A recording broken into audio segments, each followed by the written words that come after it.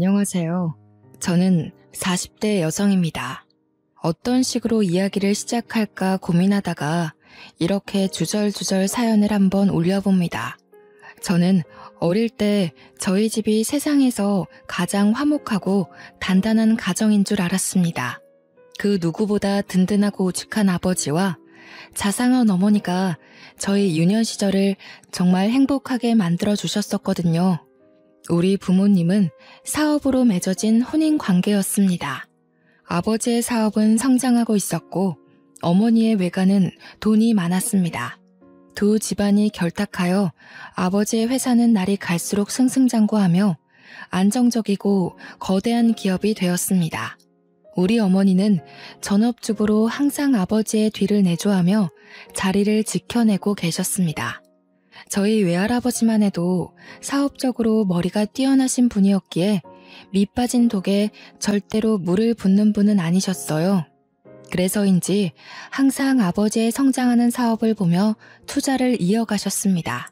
이렇게 이해관계가 얽혀있는 집안이었음에도 우리 집은 항상 웃음이 끊이지 않았습니다. 물론 겉으로 보기에만 그랬을지 몰라도 어렸던 저는 그게 진짜로 행복이고 사랑인 줄 알고 자랐습니다. 그런데 외할아버지의 투자 실패로 인해 외가가 크게 흔들리게 되었습니다. 외가에서는 당연히 아버지에게 도움을 요청했고 아버지께서도 당연히 외가를 도와주실 줄 알았죠. 그때 저는 인간의 추악함을 알게 되었습니다. 제 나이 고작 14살 중학생일 때였어요. 아버지는 기울어진 외가를 돕지 않았고 오히려 뻔뻔하게 어머니에게 이혼을 요구했습니다. 아버지의 사업은 외가가 아니었으면 결코 이만큼 성장할 수 없었을 거라 했어요. 하지만 아버지는 그동안 진심으로 사랑했던 사람이 있다며 어머니에게 이혼을 종용했죠. 어머니는 외가의 기운과 동시에 알아 누워버린 외조부를 챙기랴 집안에서 바람난 걸 당당하게 밝히며 이혼을 요구하는 남편 사이에서 많은 스트레스를 받으셨습니다. 결국 그 짓눌러 오는 무게를 이기지 못하고 그만 쓰러지셨어요. 이때다 싶었는지 아버지와 오랜 불륜을 저질러 온 아버지의 비서가 집을 찾아와 저에게 어머니에게 이혼을 설득하라 했습니다. 적어도 어머니와 아버지가 이혼을 하면 저는 걷어주겠다면서 새엄마로서 보살핌에 소홀히 하지 않겠다고요. 그게 14살짜리 아이한테 할 말일까요? 당연히 저는 치를 떨었습니다. 가뜩이나 사춘기에 접어들어 예민한 시기에 대놓고 그런 이야기를 해대니 누가 고운 시선을 보낼 수 있겠습니까? 알고 보니 어머니와 결혼하기 전부터 아버지는 비서와 그렇고 그런 사이였다고 하더군요. 제가 가장 충격을 먹었던 건 저보다 나이가 1살 많은 혼외 자식이 있다는 사실이었습니다. 저는 정말 눈앞이 캄캄해지고 머리가 핑 도는 듯한 기분을 맛보았어요. 어머니께서 쓰러져 정신이 없는 와중에도 비서는 집을 찾아와 이혼해달라고 소리를 지르며 악을 썼습니다. 아버지와 비서 사이에는 자식이 둘이나 있었고 호적 정리도 하고 싶고 언제까지 아버지를 숨기며 살아야 하냐며 저를 닥달하기 시작했습니다. 그러길래 누가 불륜을 하라고 했나요? 마치 저에게 본인이 세상 제일 불쌍한 사람인 척하며 이혼을 설득해달라고 하는데 전 도무지 이해가 가지 않았습니다. 그때 한마디 콱 쏴댔어야 했는데 어렵고 배신감에 무기력했던 저는 그들을 무시하는 수밖에 없었습니다. 어머니는 정신이 없는 와중에도 절대 이혼만큼은 못 해준다고 했습니다. 그러자 비서가 찾아와 이혼만 해주면 외가댁에 도움을 주겠다는 선 넘는 발언을 하기도 했습니다. 도대체 자기가 뭐라고 아버지 회사의 자금을 꽉 쥐고 있다는 마냥 그런 이야기를 할까요? 아버지의 지갑이 마치 자신의 허락이 없으면 절대로 열리지 않는다는 듯 그런 소리를 할까요?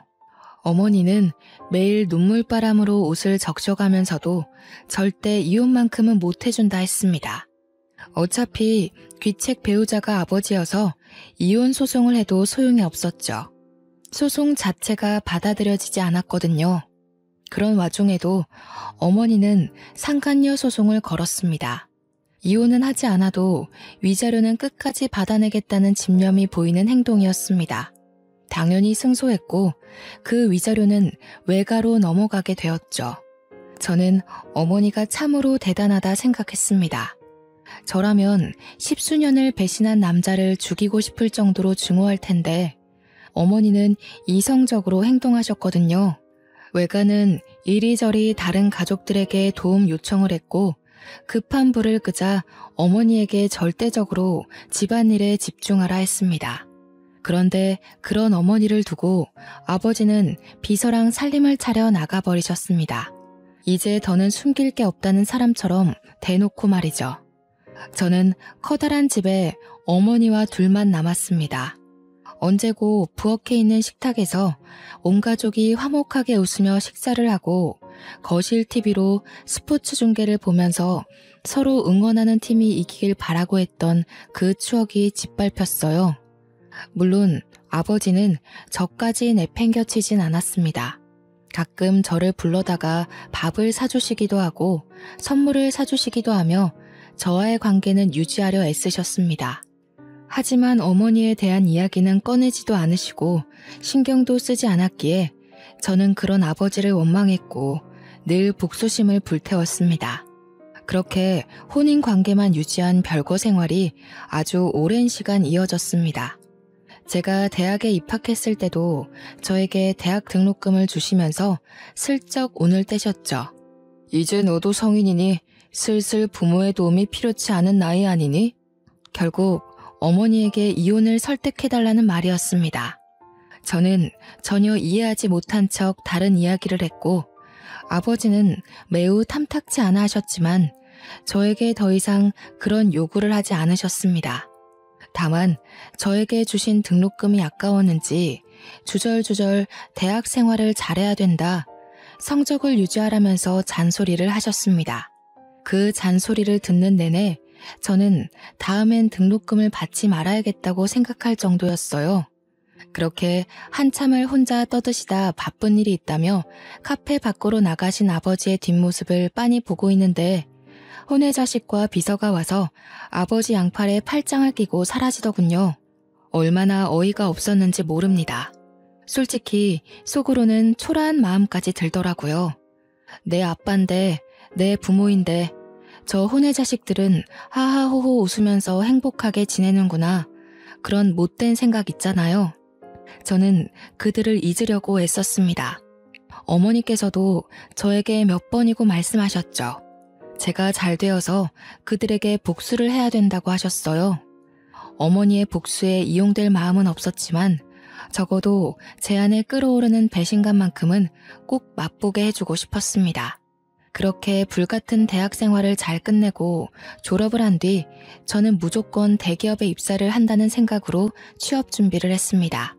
취업 준비를 하는 내내 정말 많은 자격증 시험을 보고 준비하고 대학 입시보다 훨씬 더 치열하게 준비한 것 같습니다.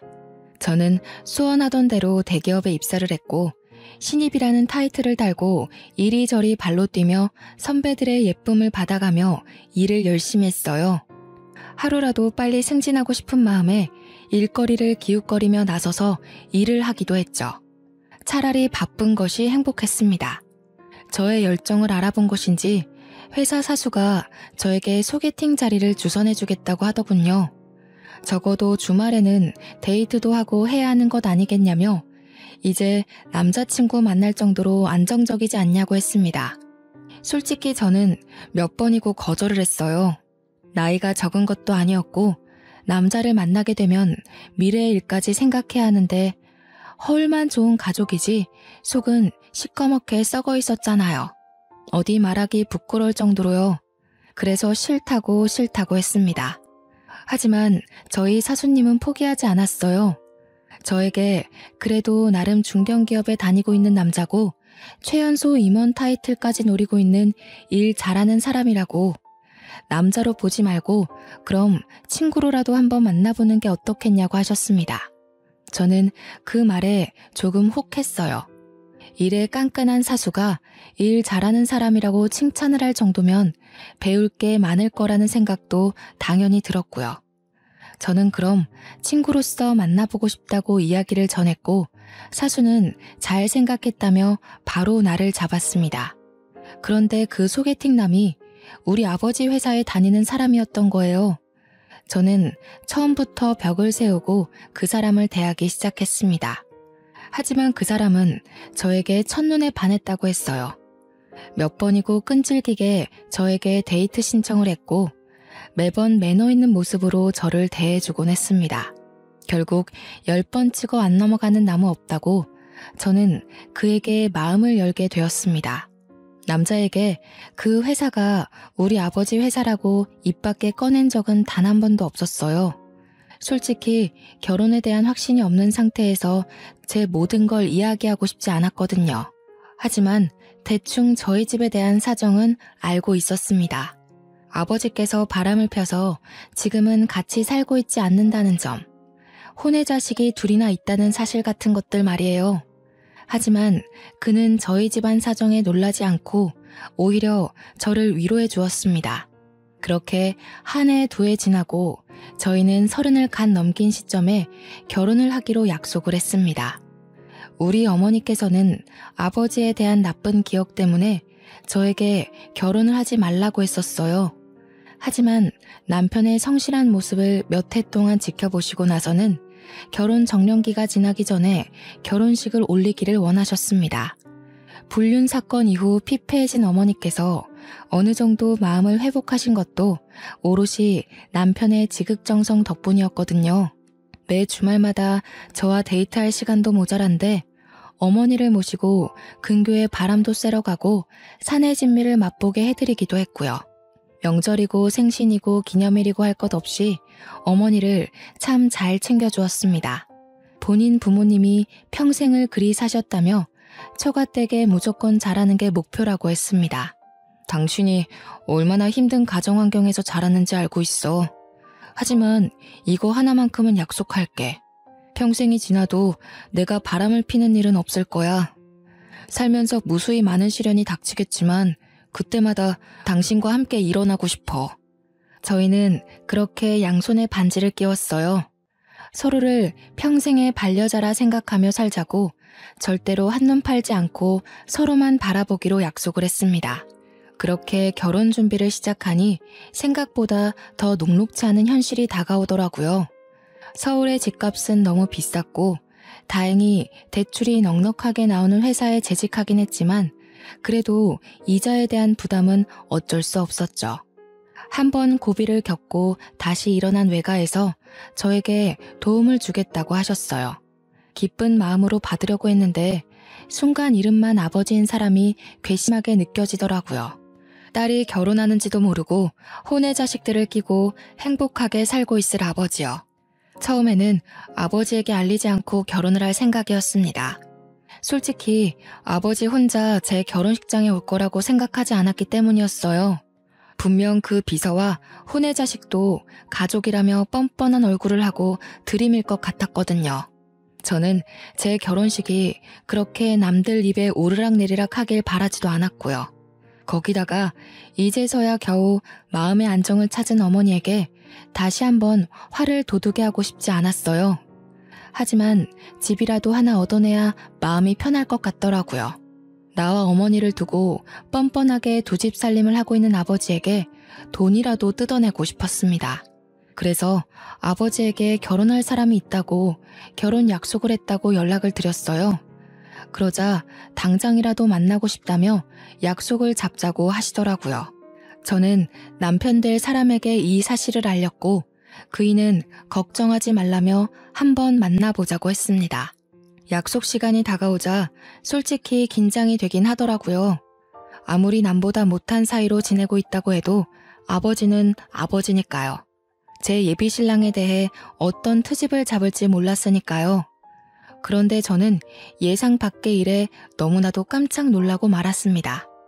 아버지만 나오는 줄 알고 긴장하고 있었는데 비서와 혼외 자식 둘 다 자리를 차지하고 있었어요. 저는 기겁을 했죠. 물론 예비 신랑도 대놓고 티는 못 냈지만 어이가 없었는지 탄식을 내뱉었습니다. 오랜만이네. 그동안 연락도 없고 어떻게 살았는지 궁금해서 나와봤어. 결혼을 한다고 하는데 새엄마도 당연히 인사를 해야지. 저에게 뻔뻔하게 새엄마라는 단어를 입에 올리는 그 여자의 주둥이를 정말 찢어버리고 싶었습니다. 저는 주먹을 꽉 쥐고 부들부들 떨었어요. 그러자 예비 신랑이 제 손을 꽉 잡아주었습니다. 혼외 자식 둘은 눈치가 있는지 그나마 아무 말도 하지 않고 가만히 자리를 지키고 있었는데 그 비서라는 여자는 쉴 새 없이 떠들더군요. 우리가 호적으로 묶여 있었으면 내가 혼주석에 앉아서 입장까지 편하게 지켜봤을 텐데. 정말 아쉽다. 혼주석? 미친 거 아니야? 어흠. 어른한테 그게 무슨 말버릇이냐. 우리 엄마가 뻔히 눈 치켜뜨고 쳐다보고 있는데 어디 불륜의 씨앗들까지 데리고 나와서 이 소란을 일으켜요. 아빠야말로 정신 차리고 사세요, 제발. 불륜의 씨앗이라니. 그럼 당신네들이 불륜이지 뭡니까? 법적으로 저 자식들이 우리 아빠의 호적에 입적되어 있나요? 나랑 형제자매 사이가 맞습니까? 아무리 내가 등본을 떼어봐도 나한테 형제는 없는데 말이죠. 예, 네가 어떤 마음인지는 알겠지만 아무리 그래도 피를 나눈 사이에 너무한 거 아니니? 어쩜 날이 갈수록 점점 더 뻔뻔해지세요? 우리 엄마한테 이혼을 종용하던 그때가 아직도 기억에 선합니다. 그런데 뭐가 어쩌고 어째? 새엄마? 혼주석? 정신이 나간 거 아니고서야 맨정신으로 그딴 소리랍니까? 남편은 제가 흥분하자 저를 말리려고 했어요. 하지만 저는 그런 남편의 손을 뿌리쳤습니다. 지금 아니면 이 모든 속내를 털어놓기 힘들 거란 생각이 들기도 했고 속 시원하게 털어내고 싶었거든요. 제가 한번 뿌리치자 남편은 저를 2번 말리진 않았습니다. 저는 거기서 멈추지 않고 계속해서 쏘아댔어요. 그동안 어머니께서 당했던 서욕을 어떻게든 갚아주고 싶은 마음에서였죠. 호적에도 못 올라간 것들이 가족인 척 하지 말라고. 아빠가 죽으면 그 재산이 다 내 거지 당신들 것이 될 것 같아? 그러자 비서도 혼의 자식도 도끼 눈을 뜨고 저를 바라보더라고요. 아버지만 눈을 동그랗게 뜨고 저를 바라보셨어요. 저는 그들을 향해 비웃음을 날려주었죠. 딱 그 정도 관계란 말입니다. 법적으로는 아무런 상속도 받지 못할 제 3자들. 그게 당신네들의 자리라고요. 알겠어요? 그러자 비서가 서럽다는 듯이 엉엉 울기 시작했어요.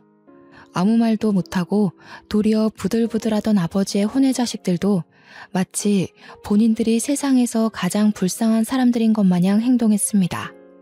아버지께서는 저에게 꽤 화가 나신 듯 했지만 저는 상관없었어요. 어차피 집이나 한 채 뜯어볼까 하는 심산으로 만난 것이었고 아버지께서 열받아서 못해준다고 하면 외가에 손을 벌리면 되는 거였거든요. 남편만 제 속을 정확하게 모르니 발을 동동 굴렀죠. 본인도 이 정도의 싸움은 생각을 못한 것 같았어요. 게다가 지금 앞에 앉아있는 사람이 본인 회사 사장님이니까요. 어쩜 말을 그런 식으로 할 수 있느냐. 네 애미가 그리 가르치든 어디 그 입에서 우리 엄마를 올려요. 내가 보고 배운 게 뭐겠어요. 불륜? 뻔뻔함? 뻔뻔한 거 배운 김에 말할게요. 나 결혼할 때 올 생각 하지도 말고요. 집이나 한 채 해주세요. 뭐가 어쩌고 어째? 그래도 낳아준 핏줄이니까 내 가족이 될 사람은 보여줘야 할 것 같아서 만나자고 한 건데 이렇게 줄줄이 딸린 식구들 데리고 와서 내 속을 뒤집을 거란 생각은 못했네요. 저딴 불륜의 증거들 보여줘서 뭐합니까? 내 얼굴에 침 뱉기지. 아버지는 저에게 아무런 말도 하지 못했습니다. 솔직히 제 말에 틀린 소리가 하나도 없잖아요. 만약 혼외 자식들이나 비서가 밖에서 기다리고 있었다면 이 정도로 화가 나진 않았을 거예요. 어떻게 내 남편이 될 사람을 소개시켜주는 자리에 뻔뻔해도 유분수지. 아파트나 한 채 해주세요. 그거 말고는 더 이상 아빠한테 바라는 거 없네요.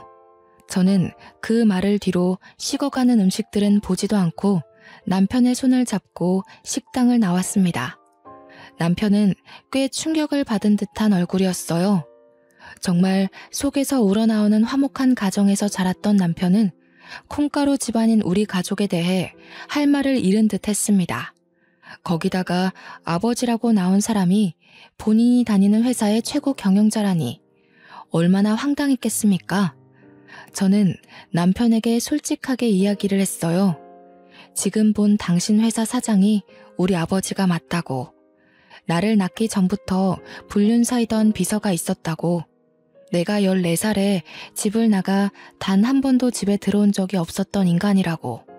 증오하고 또 증오하는 사람이라고 이야기를 하며 저도 모르게 눈물을 뚝뚝 흘렸습니다.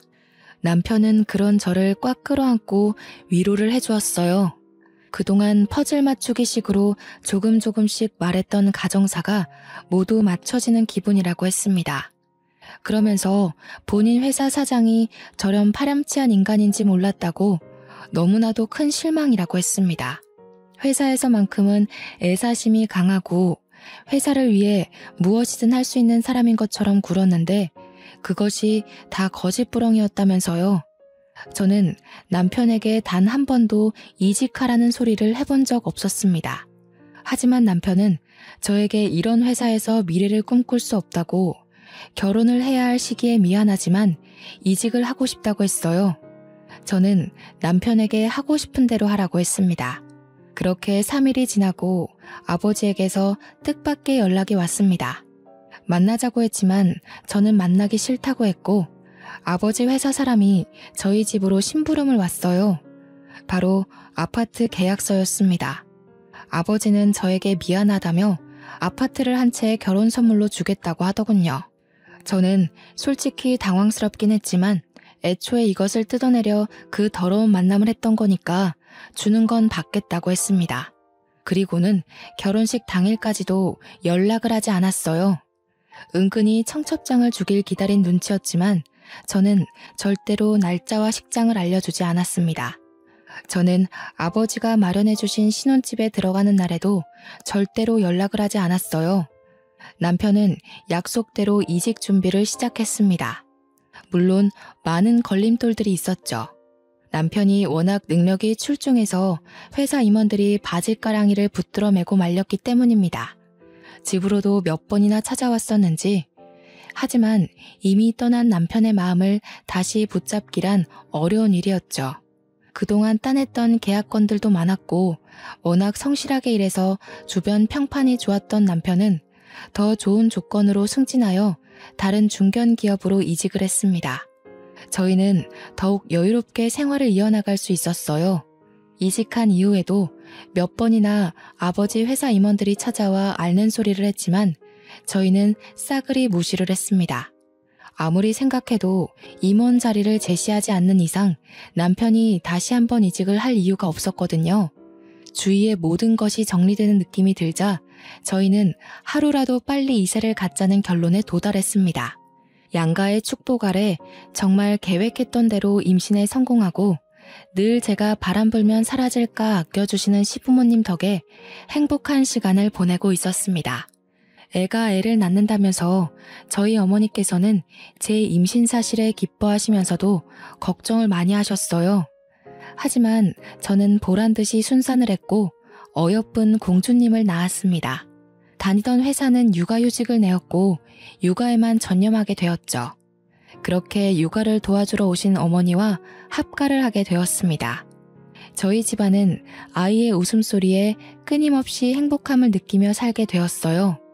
비로소 정말 하나의 가정이 완성된 듯한 느낌을 받았습니다. 알게 모르게 저도 아버지의 부재로 인해 많이 상처를 받았더라고요. 이렇게 아이까지 낳으니 더더욱 아버지의 행동이 이해가 되지 않았습니다. 그렇게 몇 년이 더 지나고 사건이 생겼습니다. 아버지의 회사에서 남편이 일하고 있던 파트에 문제가 생겼는데 남편이 도맡아 하던 직책이라 아버지의 회사에서 남편을 애타게 찾는다는 것이었어요. 집이며 회사며 몇 번이고 찾아와 좋은 자리를 줄 테니 이직을 생각해달라고 했다고 하더라고요. 아니, 회사 운영을 어떻게 했길래 사람 하나 비웠다고 그렇게 죽는 소리를 할 수 있는 건지 이해가 되지 않았습니다. 남편은 좋은 자리라는 말에 꽂힌 듯 싶었어요. 임원 자리를 내어주겠다는 소리로 들렸거든요. 결국 회사 임원들로는 설득이 안 되겠다 여겼는지 아버지께서 어느 날 집으로 찾아오셨습니다. 집에서 육아를 도와주고 계시던 어머니와 눈이 마주치자 무척이나 당황하신 듯 싶었지만 저희는 지은 죄가 없으니 당당했죠. 아버지께서는 결국 남편에게 아쉬운 소리를 잔뜩 늘어놓으셨습니다. 저는 이때가 기회라고 생각했어요. 그럼 임원 자리라도 주시고 스카우트 하셔야 하는 거 아닌가요? 다시 이직만 해준다면 내가 이사 자리를 내어주겠네. 우리 회사에 꼭 필요한 사람인 걸 내가 몰라서 이러겠나. 그래 여보, 어차피 아빠 회사에 직계 혈통은 나 하나 아니겠어? 하면서 아버지를 빤히 바라보니 헛기침을 한번 하시고는 땀을 닦으시더군요. 저는 그런 생각을 했어요. 혼의 자식들이야 아버지 호적에도 올라가지 못한 인간들인데 이 회사를 가질 사람은 저밖에 없다고요. 어릴 때 아버지께서 야금야금 증여해 주신 주식도 꽤 가지고 있으니 이 회사 차기 주인은 제가 되어야 한다고 생각했습니다. 아버지께서 남편에게 이사 자리를 주면 오히려 저에게 든든한 뒷배가 될 수 있을 거라 생각했고요. 저는 절대로 혼의 자식들이 아버지 회사를 탐내거나 혹은 콩고물 떨어지길 기대하지도 못하게 만들고 싶었거든요. 아버지께서는 제가 말하는 건 모두 들어주실 것처럼 행동했습니다. 남편은 고민을 좀 해보겠다고 했으나 이미 마음이 기운 듯했어요. 아무리 좋은 조건의 회사를 다니고 있다고 해도 중견기업 이사 자리가 쉬운 게 아니잖아요. 아버지가 긍정적으로 생각해 주길 바란다며 아쉬운 소리를 하시고 나가시자 어머니와 저는 남편을 설득했습니다. 우리 딸 말도 틀린 게 없네 이서방. 어차피 저 인간의 호적의 하나뿐인 자식이고 혹여라도 저 인간이 잘못되기라도 하면 그 불륜의 증거들과 싸워야 할 수도 있네. 물론 법적으로는 우리 쪽 지분이 많긴 하지만 그래도 자네가 임원 자리를 차지한다면 훨씬 수월하겠지. 내 생각도 마찬가지야. 우리가 저 회사를 꿀꺽할 수 있는 좋은 기회라고 생각해. 당신이 뒤에서 임원들 설득만 하면 내가 언제라도 아버지 뒤통수를 칠 수 있지 않겠어? 물론 아빠도 대비를 어느 정도 해두긴 하겠지만 남편은 연봉도 오르고 나이 40대에 최연소 임원 타이틀을 얻을 수 있다는 명예로운 일에 동참하지 않을 이유가 없다고 했습니다. 이직을 하겠다고 마음을 먹으니 그 뒤로는 아주 일사천리로 술술 풀렸죠. 남편은 성대한 환대를 받으며 다시 아버지의 회사 임원 자리를 차지했고 연봉도 엄청나게 올려받을 수 있었습니다. 능력이 출중했기에 그 누구도 토를 달지 않았어요. 아버지의 혼의 자식들이 조금 불만을 토로했다고 하긴 하더라고요. 본처의 자식만 챙기는 것 아니냐고요. 그도 그럴 게 아버지의 혼의 자식들은 돈을 쓸 줄만 알았지 벌 줄은 모르는 사람들이었거든요.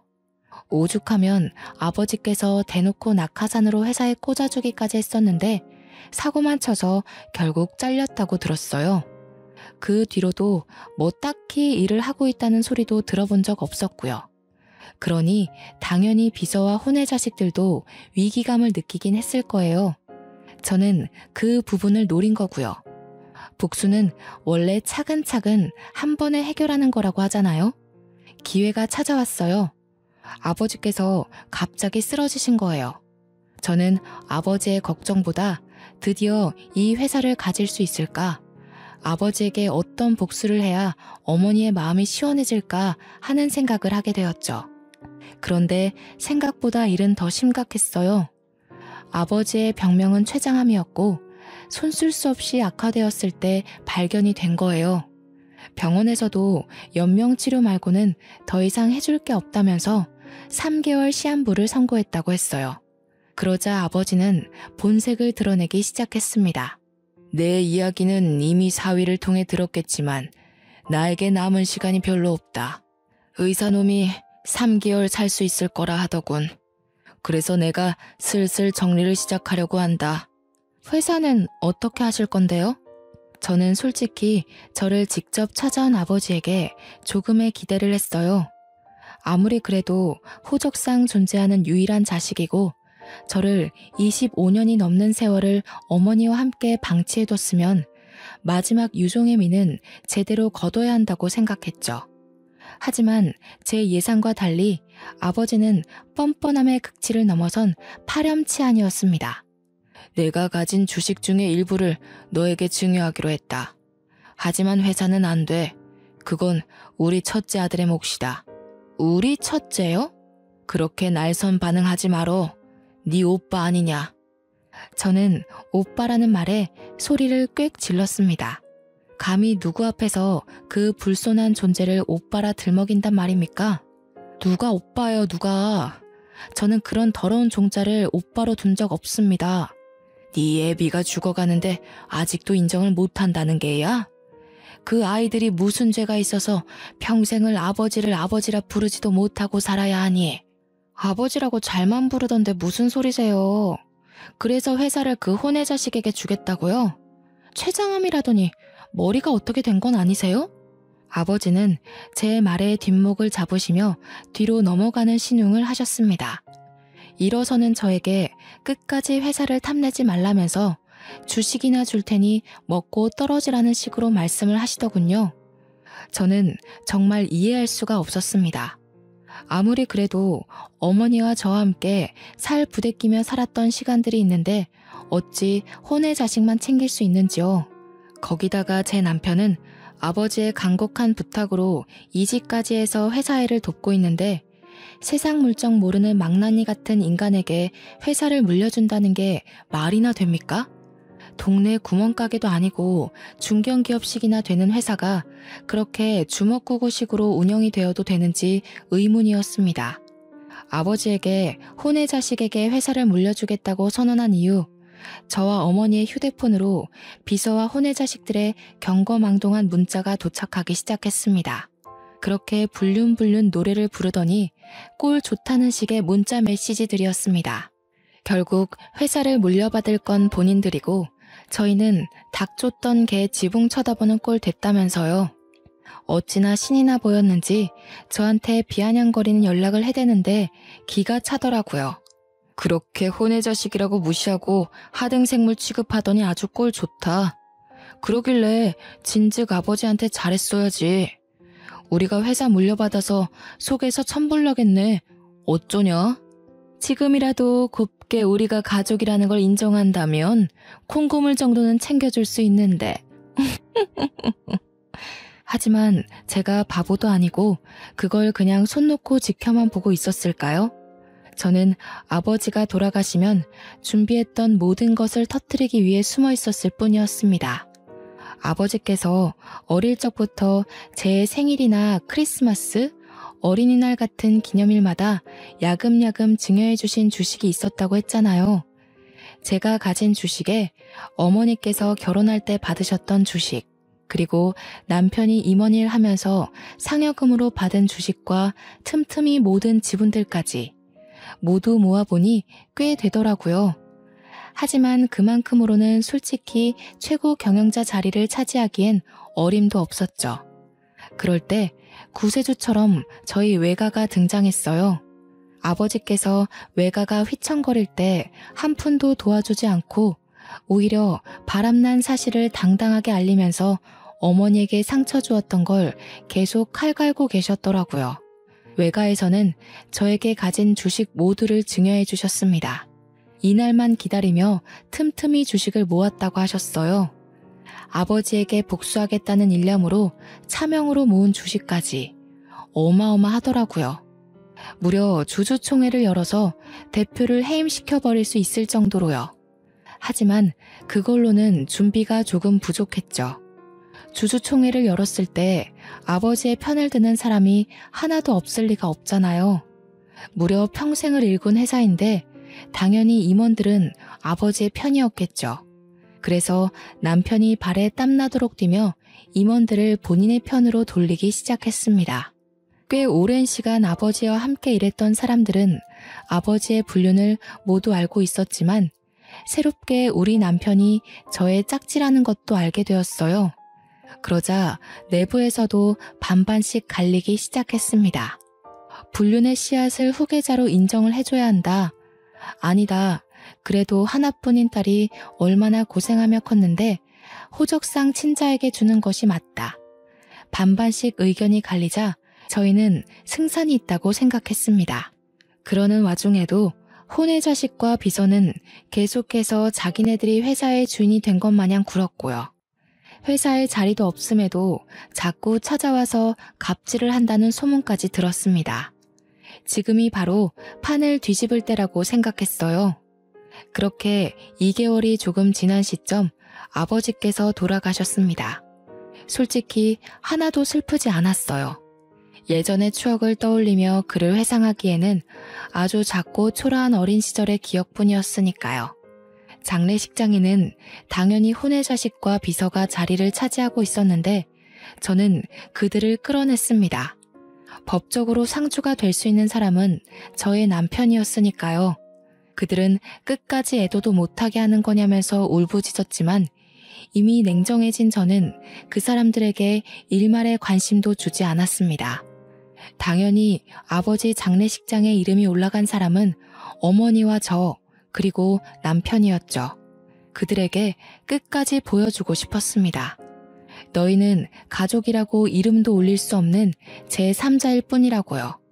그리고 변호사와 함께 유산을 차곡차곡 정리했습니다. 아버지께서 주식은 저에게 주되 회사는 혼의 자식에게 주겠다고 했잖아요. 그게 바로 저에게 힘을 실어주는 일이 되었죠. 장례가 끝나자마자 저는 주주총회를 열었습니다. 이미 혼의 자식이 내정자가 된 듯한 판도를 모두 엎어버렸습니다. 제가 가진 주식들의 남편의 물밑 작업, 그리고 외가의 도움까지 모두 한 방에 터뜨려버렸죠. 당연히 혼의 자식은 취임식도 하지 못한 채 빈털터리로 회사에서 쫓겨나게 되었습니다. 주주총회에서 해임이 결정되고 불복하지 못하고 끌려나가는 와중에도 저에게 욕설을 뱉어내는 게 그 꼴이 퍽이나 우습더군요. 저는 다음 최고 경영자는 전문 경영인을 두겠다고 했습니다. 주주들도 당연히 저희 남편을 예상했던 것 같지만 저와 남편은 전문 경영인에게 맡기는 것이 좋겠다는 결론을 내었죠. 아버지의 회사가 번듯하게 남아있길 바래서라기보다는 제가 가진 주식값이 떨어지질 않길 바래서라고 할까요? 가진 주식으로 들어오는 배당금만 해도 꽤 쏠쏠했거든요. 혼의 자식들은 그 흔한 주식 일주도 없는 인간들이었고요. 거기다가 지분까지 없으니 얼마나 속이 탔을까요? 법적으로도 유일한 자식이 저이니 아버지의 이름으로 된 재산은 모두 어머니와 제 몫으로 떨어졌습니다. 그제서야 혼의 자식들과 비서는 잘못했다면서 한 번만 용서해달라고 하더라고요. 사모님, 제가 잘못했습니다. 제가 돈에 눈이 멀어서 욕심을 냈어요. 그냥 죽은 듯 조용히 살 테니 저희 가족 먹고 살 만큼만 떼어주세요. 제발 간곡히 부탁드립니다. 우리 애들 아버지를 아버지라 부르지도 못하고 컸어요. 제발 자비를 베풀어주세요. 네? 아버지를 아버지라 잘만 부르던데 어디 이제 와서 뻔뻔하게 얼굴을 들이밀어? 그 인간이 살아생전에 저치들에게 건물 하나씩 증여해준 걸 몰라서 이러는 줄 알아? 욕심내지 않겠다더니 아주 욕심이 그득하구만. 죄다 불법 증여된 걸로 알고 있는데 세무조사 한번 받으시죠. 남편도 지지 않고 쏘아대 주었습니다. 그들은 그제서야 모든 걸 포기하고 도망가 버렸어요. 보험금이라도 나눠달라고 연락이 왔지만 세무조사를 들먹이니 번호도 바꿔버리더라고요. 어찌나 고소했는지 모릅니다. 복수는 복수를 낳는다고 솔직히 앞으로의 일이 걱정되지 않는다고 하면 거짓말이겠죠. 모든 걸 잃은 사람들이 비열한 짓을 두 번은 못할까 싶기도 하고요. 하지만 저희 가족은 모두 이겨낼 자신이 있습니다. 추운 겨울이 지나면 따뜻한 봄이 다가오잖아요. 아버지의 죽음은 예상하지 못했던 급작스러운 일이긴 했지만 살아계셨어도 언젠가 저는 똑같이 주주총회를 열고 회사를 분산시켰을 거예요. 그 뜻은 절대로 변하지 않을 제 숙명과도 같은 것이었으니까요. 하루하루 커가는 딸을 보면서 이 예쁜 아이를 눈에 넣어도 아프지 않을 아이를 두고 어떻게 다른 가정을 차렸는지 이해를 더욱 할 수 없게 되었습니다. 남편과 저는 평생 동안 이 일을 잊지 않고 살기로 했어요. 인과응보를 늘 마음속에 담아주고 평생을 함께 할 겁니다. 우리 어머니는 복수가 속 시원했는지 정말 편해진 얼굴로 저희 아이를 봐주시고 계세요. 덕분에 저와 남편은 각자의 자리에서 열심히 일을 하고 있습니다. 아버지의 회사는 전문 경영인 체제로 바뀌면서 더욱 성장세를 보이고 있고 제 통장도 두둑해지고 있는 중이죠. 앞으로는 마음의 모든 짐을 털어내고 행복만 생각하고 살겠습니다. 날이 점점 추워지네요. 겨울이 지나고 모두에게 봄이 찾아오길 바라겠습니다. 감사합니다.